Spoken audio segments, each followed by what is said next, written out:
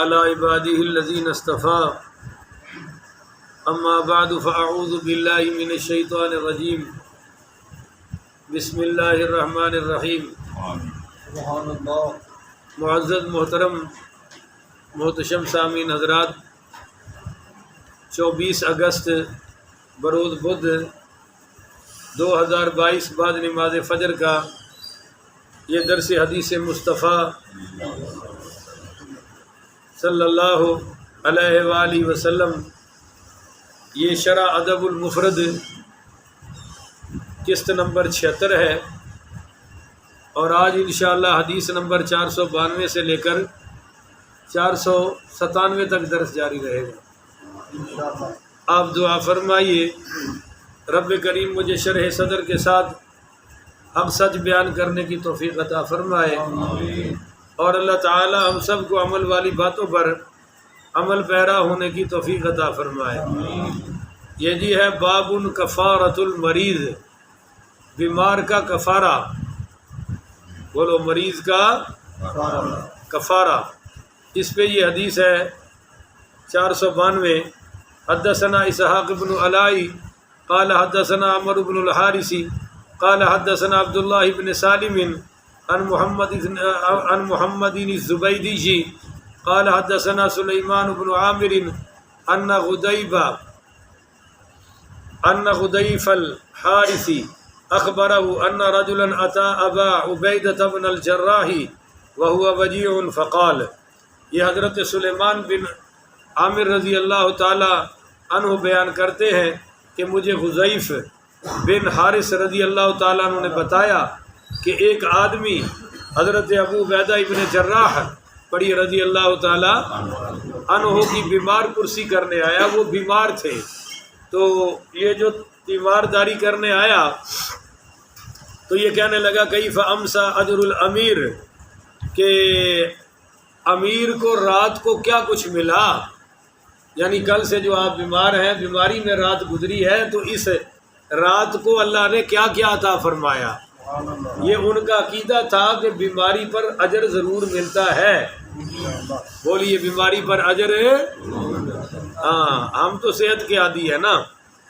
تو فقال، آگے سے ابو عبیدہ رضی اللہ تعالیٰ عنہ نے فرمایا، هل تدرون فیما تؤجرون به، اچھا یہ کیا تم جانتے ہو کہ کن کن چیزوں کا اجر ملتا ہے؟ اس پوچھنے والے کو فرمایا کیا تم جانتے ہو کہ کن کن چیزوں کا اجر ملتا ہے؟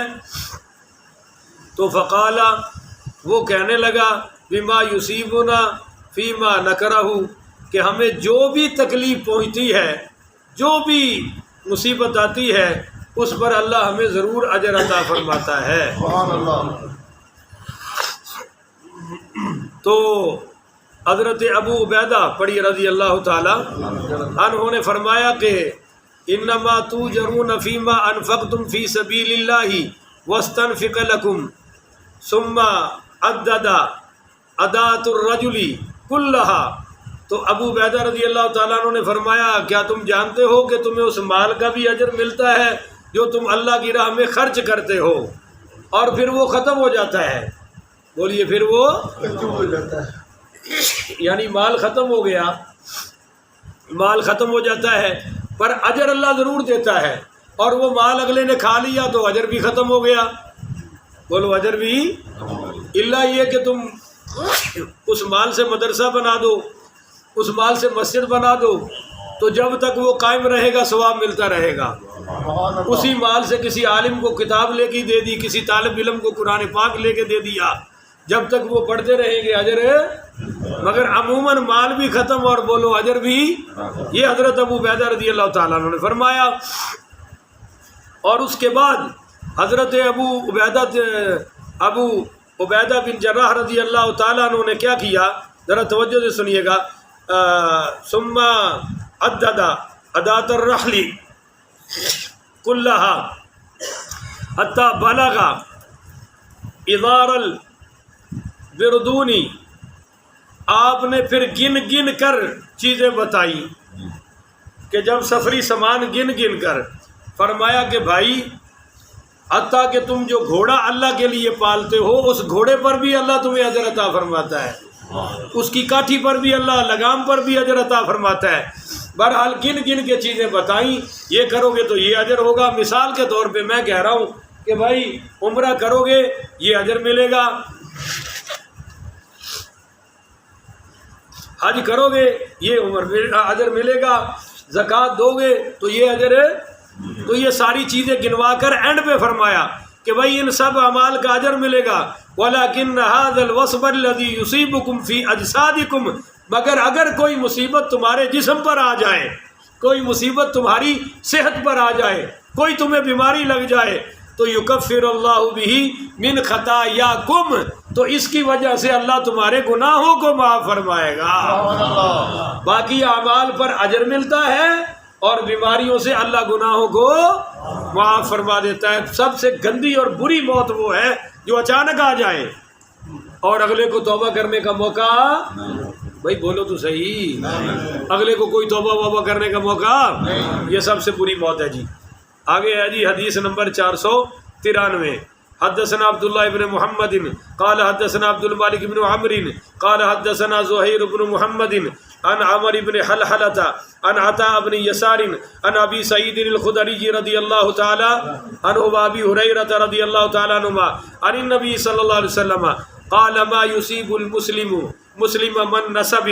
حضرت ابو سعید خدری بھی اور حضرت ابو ہریرہ رضی اللہ تعالیٰ عنہما یہ دونوں ہستیاں روایت کرتی ہیں کہ نبی کریم رؤوف الرحیم، سارے بلند آواز سے پڑھے، صلی اللہ علیہ وآلہ وسلم نے فرمایا کہ مسلمان کو جو بھی تکلیف ہے، جو بھی ولا ہم ولا حزن ولا اذن ولا غم، جو بھی تکلیف پہنچتی ہے، جو درد پہنچتا ہے، جو گھٹن پہنچتے ہے، جو غم پہنچتا ہے، حتی شوکتی یشاکھا، حتیٰ کہ اس کے پیروں میں کانٹا چبھتا ہے، تو ان سب مصیبتوں، پریشانیوں، دردوں، بیماریوں اور اس کانٹے کی وجہ سے الا کفر اللہ بہا من خطایاہ، اللہ اس کے گناہ معاف فرما دیتا ہے۔ بولو جی اللہ تعالیٰ اس کے گناہ معاف کرے۔ آگے جی حدیث نمبر 494، حدثنا موسیٰ قال حدثنا ابو عوانة عن عبد الملك بن عمير عن عبد الرحمن بن سعيد عن أبيه قال كنت مع سلمان وعباد مريضا في كندة فلما دخل عليه قال، یہ حضرت سعید پڑھی رضی اللہ تعالیٰ عنہ کہتے ہیں کہ میں حضرت سلمان فارسی رضی اللہ تعالیٰ عنہ کے ساتھ تھا، انہوں نے کندہ ایک علاقہ ہے، اس میں ایک مریض کی عیادت کرنی تھی۔ جب وہ اس مریض کے پاس کندہ میں پہنچے تو قال ابشر، مریض سے کہا تمہیں مبارک ہو۔ نہیں سمجھ رہے ہو؟ کل میں نے بتایا تھا نا کہ بعض لوگوں کو مریض کو پوچھنے کی بھی تمیز ہے۔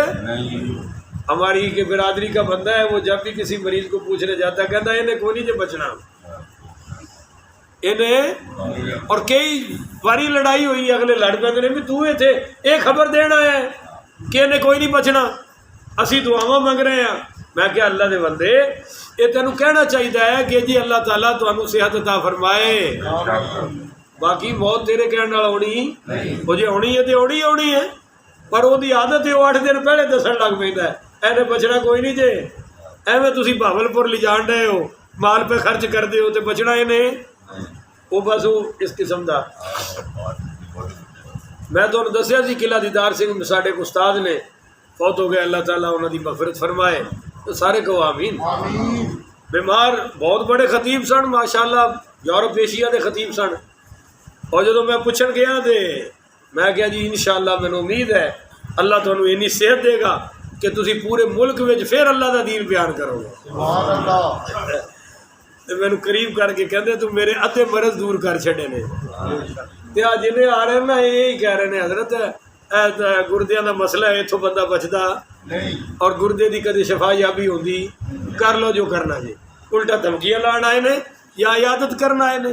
اور دیکھو اگلا بندہ بیمار پہ ہے اور صحابی جا کے سلمان فارسی کہہ رہے ہیں کہ فلما دخل علیہ، جب اتنے پہنچے قال ابشر، فرمایا بھائی تینوں خوشخبری ہوئے، فإن مرض المؤمن يجعل الله له كفارة ومستعتبا وإن مرض الفاجر فرمایا کہ بھائی گھبرانا، تینو خوشخبری ہوئے، مومن کی مرض اس کے گناہوں کا کفارہ بن جاتی ہے، سبحان اللہ، اور مومن کا مرض اللہ کی رضا کا ذریعہ بن جاتا ہے۔ سبحان اللہ، اس لیے تمہیں گھبرانے کی ضرورت ہے۔ جب مومن پر بیماری آتی ہے اللہ کی رضا نصیب ہوتی ہے، اور ساتھ ہی فرمایا فَإِنَّ مَرَضَ الْفَاجِرِ كَالْبَعِيرِ عَقَلَهُ أَهْلَهُ ثُمَّ أَرْسَلُوهُ فَلَا يَدْرِي لَمْ عُقِلَ وَلَمْ أُرْسِلَ۔ فاسق، فاجر، پاپی، بدکار، اس پر بیماری ایسے ہی ہے کہ اونٹ جیسی ہوتی ہے، جسے وہ اونٹ جسے گھر والے باندھ دے پھر چھوڑ دے، پھر پتہ ہی نہ چل سکے کہ اسے کس لیے باندھا گیا تھا اور کس لیے چھوڑا گیا تھا۔ یعنی اونٹ کو جب باندھا جاتا ہے تو اس کو نہیں پتا کہ مجھے باندھ کیوں رہے ہیں، اور جب چھوڑا جاتا ہے اس کو نہیں پتا کہ مجھے چھوڑا۔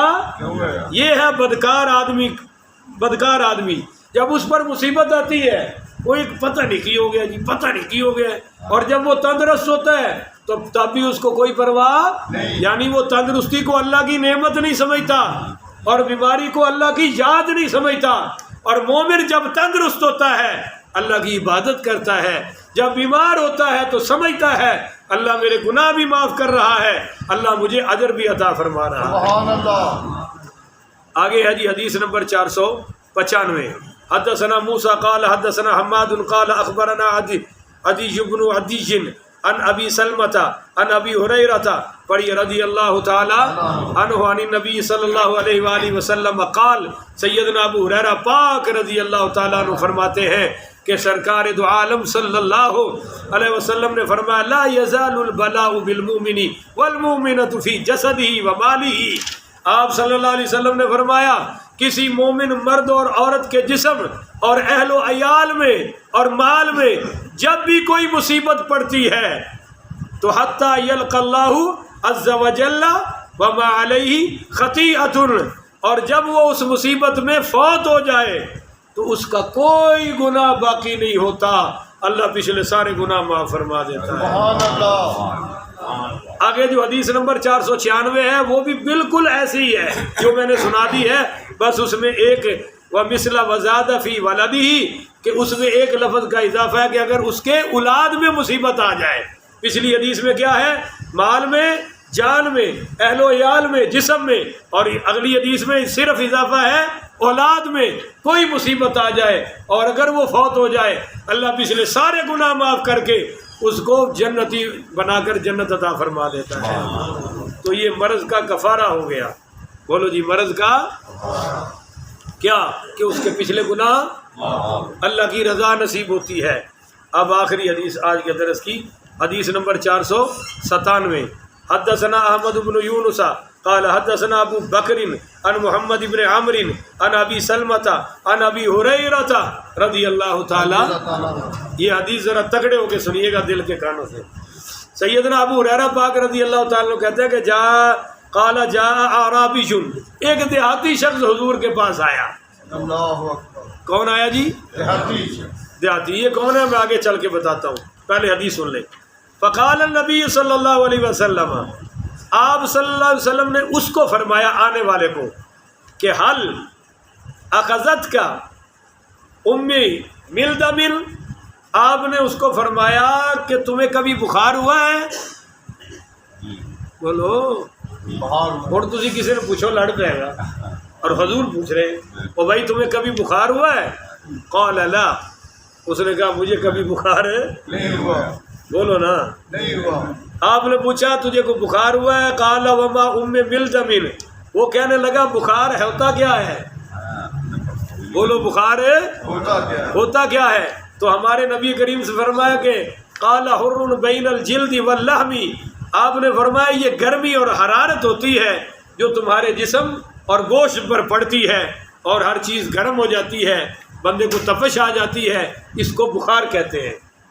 بولو اس کو بخار کہتے ہیں۔ قال لا، اس نے کہا مجھے کبھی ایسا ہوا نہیں۔ آگے سنیے، حضور پاک پڑھیے صلی اللہ علیہ وآلہ وسلم نے فرمایا کہ فہل صدعت، کیا تجھے کبھی سر درد ہوا ہے؟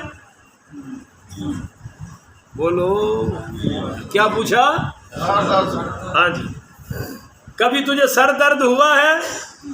تو قال ومس صداع، کہنے لگا یہ سر درد کیا ہوتا ہے؟ واہ بھائی واہ.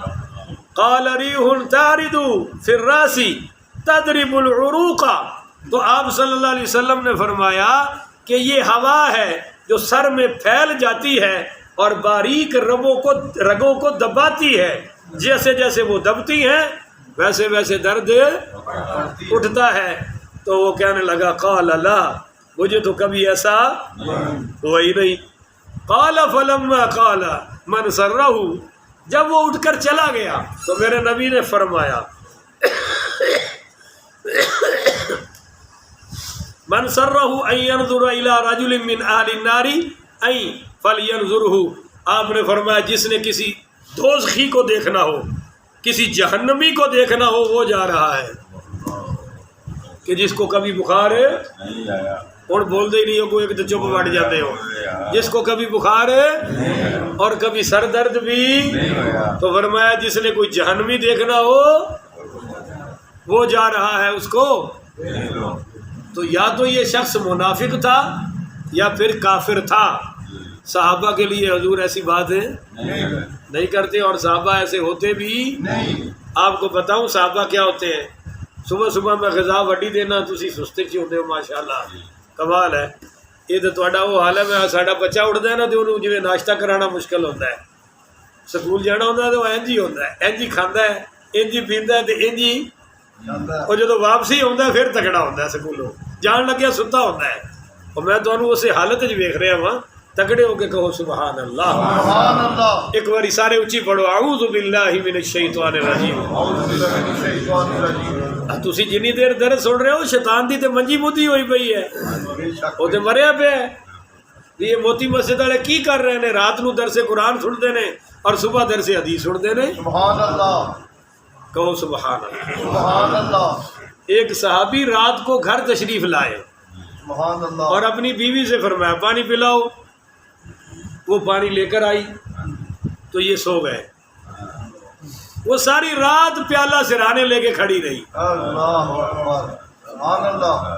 یہ شکر کرو نا بھی اپنی تحصیل نشہرہ دی نہیں سی، نہیں تو یا انہیں اتنے ڈول دینا سی یا انہیں ٹھڈا مار کے آخنا سی اٹھ پی مار لیا میں تیرے پیو دی نوکر لگی ہے. وہ کھڑی رہی ساری رات. تہجد کے وقت صحابی کی آنکھ کھلی تو بڑے خوش ہوئے. فرمایا اللہ کی بندی، تو نے تو میری اطاعت کی اخیر کر دی، مانگ جو مانگے گی تجھے لا کر دوں گا. سبحان اللہ. تو وہ کہنے لگے اللہ کا دیا ہوا آپ کا لایا ہوا بہت کچھ ہے، مجھے کسی چیز کی ضرورت ہے نہیں. انہوں نے دوسری بار کہا، تیسری بار. جب تیسری بار کہا تو اس بیگم نے کہا مجھے طلاق دے دو. سن رہے ہو کہ ستے پہ ہو؟ ابھی اتنی وفا شعار بیوی اور اب طلاق مانگ رہی ہے. تو یہ کہنے لگے بھی میں نے زبان تو دی ہے تمہیں کہ جو کہو گی دلا کر دوں گا، پر یہ تو نے عجیب و غریب چیز مانگ لی. آ جاؤ مسجد نبی میں چلتے ہیں، فجر کی نماز وہیں پڑھتے ہیں اور یہ دونوں مسئلہ ہم حضور کی خدمت میں رکھتے ہیں. جو سرکار دو عالم صلی اللہ علیہ وآلہ وسلم فیصلہ فرما دیں گے تجھے بھی منظور ہے مجھے بھی منظور ہے. سبحان اللہ. بیوی نے اتفاق کر لیا. اب یہ جا رہے ہیں مسجد نبی میں، اچانک اس صحابی کو، اس خاتون کے خاوند کو، وہ پاؤں اڑا پتھر سے اور یہ گرے. وہی پتھر لڑک کر اوپر گرا، آگے تھوڑا سا گڑھا تھا، ان کی ٹانگ ٹوٹ گئی. ٹانگ ٹوٹی. ٹانگ کے ساتھ بھی انہوں نے کہا چلو حضور کے پاس. اس نے کہا مجھے نہیں جانا اور مجھے آپ سے طلاق بھی نہیں چاہیے، اب مجھے طلاق کی ضرورت ہے. اس نے کہا یہ کون سی بات ہوگی، پہلے مانگ رہی تھی اب کہہ رہی ضرورت نہیں. انہوں نے کہا اصل میں مسئلہ یہ ہے کہ ہم نے کئی بار حضور پاک صلی اللہ علیہ وآلہ وسلم سے سنا کہ مومن پر مصیبتیں آتی ہیں تو اللہ قرب عطا فرماتا ہے، اللہ رضا عطا فرماتا ہے، اللہ اس کے گناہ معاف فرماتا ہے. آپ پر مصیبت کتنے دنوں سے کوئی آ ہی نہیں رہی تھی، تو مجھے شک پڑ گیا کہ کہیں کوئی آپ کے ایمان میں گڑبڑ تو نہیں. اب اللہ نے مصیبت بھیج دی، مجھے پتہ چل گیا آپ سب سے بڑے مومن ہیں، آپ کے ایمان میں کوئی گڑبڑ ہے. تو مصیبتوں سے یہ ہوتا ہے، یہ نہیں ہوتا کہ کسی پر مصیبت آ جائے اور ہم اوپر سے آوازیں کسے ہیں وہ کیا جی اللہ نے پڑھیا کہ نہیں پڑھیا، یہ اللہ دی پکڑے چاہ گیا ہے۔ ایسی گھٹیا باتیں جاہل لوگ کرتے ہیں، پڑھے لکھے لوگ ایسی باتیں وہ کہتے ہیں کہ بھائی اللہ تجھے اس کا کفارہ عطا فرمائے، اللہ تعالیٰ تیرے گناہ معاف فرمائے، اور اللہ تعالیٰ تجھے صحت مند بنائے وغیرہ وغیرہ، ایسی باتیں کہنی چاہیے۔ اللہ تعالیٰ سے دعا ہے اللہ مجھے اور آپ کو عمل کی توفیق عطا فرمائے۔ آخر ودعوانا ان الحمد للہ رب